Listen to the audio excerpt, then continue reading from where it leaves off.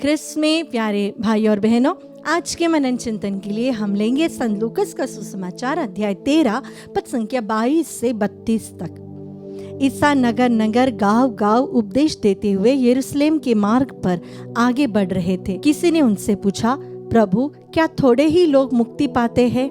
इस पर ईसा ने उनसे कहा, संकरे द्वार से प्रवेश करने का पूरा प्रयत्न करो, क्योंकि मैं तुमसे कहता हूँ प्रयत्न करने पर भी बहुत से लोग प्रवेश नहीं कर पाएंगे। जब घर का स्वामी उठकर द्वार बंद कर चुका होगा और तुम बाहर रहकर द्वार खटखटाने और कहने लगोगे, प्रभु हमारे लिए द्वार खोल दीजिए, तो वह तुम्हें उत्तर देगा, मैं नहीं जानता कि तुम कहाँ के हो। तब तुम कहने लगोगे, हमने आपके सामने खाया पिया और आपने हमारे बाजारों में उपदेश दिया। परंतु वह तुमसे कहेगा, मैं नहीं जानता कि तुम कहाँ के हो। कुकर्मियों, तुम सब मुझसे दूर हटो।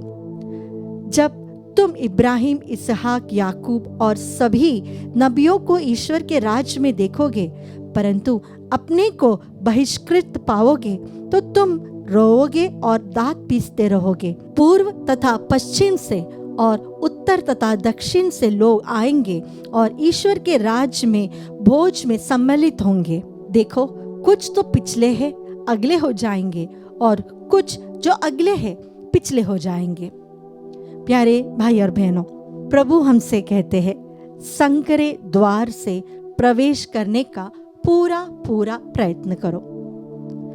दो रास्ते हैं।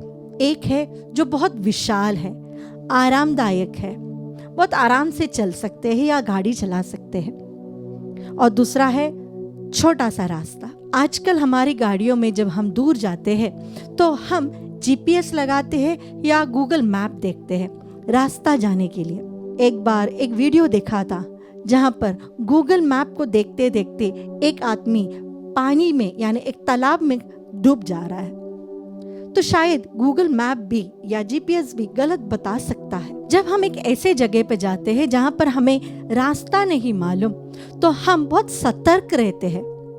बहुत तरीके से हमें इंफॉर्मेशन तो जरूर मिलते हैं, यहाँ से राइट मुड़ो या लेफ्ट मुड़ो, इतने दूरी के बाद टर्न अबाउट है, सारे इंस्ट्रक्शंस मिलते जाएंगे।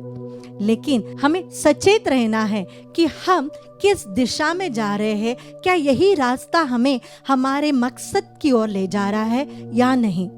कई बार ऐसा होता है कि हम जो भी कार्य करते हैं उसका उद्देश्य शायद हमारा अच्छा होगा, लेकिन मकसद की ओर नहीं होगा।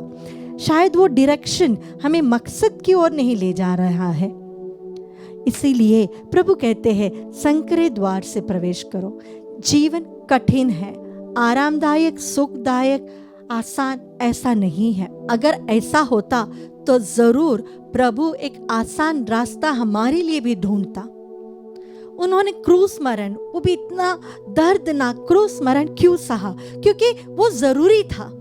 तो स्वर्ग में प्रवेश करने के लिए हमारी आत्मा में एक पवित्रता की जरूरत है, एक शुद्धिकरण की जरूरत है। उसकी पूर्ति पर ही हम वहां पर पहुंच सकते हैं। और इस धरती पर, इस जीवन में हम जो भी कार्य करते हैं वह हमें हमारे लक्ष्य की और एक कदम बढ़ाता है या लक्ष्य से हमें दूर ले जाता है। कहते हैं कि जब हम स्वर्ग में जाएंगे, हम दो चीजों में आश्चर्यचकित होंगे। एक, हम ऐसे लोगों को देखेंगे जिन्हें हमें कभी भी अपेक्षा नहीं थी कि वे वहां पर होंगे, और दो, उन लोगों को हम वहां नहीं पाएंगे जिनके बारे में हम सोचते थे ये तो जरूर स्वर्ग में जाएगा। तो ये दो बातें जो हमें आश्चर्यचकित करेगी। ऐसे लोग हमारे जीवन में हैं जिनके बारे में हम सोचते ये अच्छा नहीं है इंसान, लेकिन शायद वह स्वर्ग में बैठा होगा, और जिनके बारे में हम सोचते कि ये इंसान बहुत अच्छा है, ये तो जरूर स्वर्ग में जाएगा, और वह इंसान वहां पर नहीं होगा। ये हमारे लिए एक ट्रेजेडी है। लेकिन क्या हमने एक दूसरी ट्रेजेडी के बारे में सोचा है, जहां पर प्रभु हमसे कहेंगे, मैं नहीं जानता कि तुम कहां से आ रहे हो, मैं तुम्हें पहचानता नहीं। कई बार ये प्रश्न मैंने अपनी आंख से पूछा है। एक दिन अगर प्रभु तुमसे कहे कि सिस्टर रोज, मैं आपको नहीं जानता हूं, तो अपनी दशा क्या होगी? पूरा जीवन प्रभु को समर्पित करने के बाद भी 10 वर्ष पूर्ण रूप से सेविकाई में रहने के बाद भी अगर मेरा प्रभु मुझसे कहता है कि मैं तुम्हें जानता नहीं, तो मेरी दशा क्या होगी? मैं कहीं की नहीं रहूँगी, ना ही आगे ना पीछे मेरा तो कोई नहीं है, ना ही हमारा परिवार हमारे साथ है। ये चीज़ हमेशा अपने आप से पूछते रहना कि एक दिन अगर तुम प्रभु के सामने खड़े हो और प्रभु गलती से यह कह दे कि भाई, बेटा या मेरी बेटी या बहन, मैं तुम्हें नहीं जानता, अगर ये प्रश्न का सामना हमें नहीं करना है तो हमें संकरे द्वार से प्रवेश करना है। जीवन की कठिनाइयों को खुशी खुशी स्वीकार करना है। शरीर के दर्द को हमें सहना है। हमारी आत्मा की शुद्धिकरण के लिए हमने जितने भी पाप किए हैं, उस पाप के दाग को पूर्ण रूप से मिटाने के लिए प्रायश्चित के रूप में हमें वह सहना है। हमारा क्रूस हमें उठाना है, खुशी खुशी उठाना है, ताकि हम प्रभु के साथ भोजन में बैठ सके।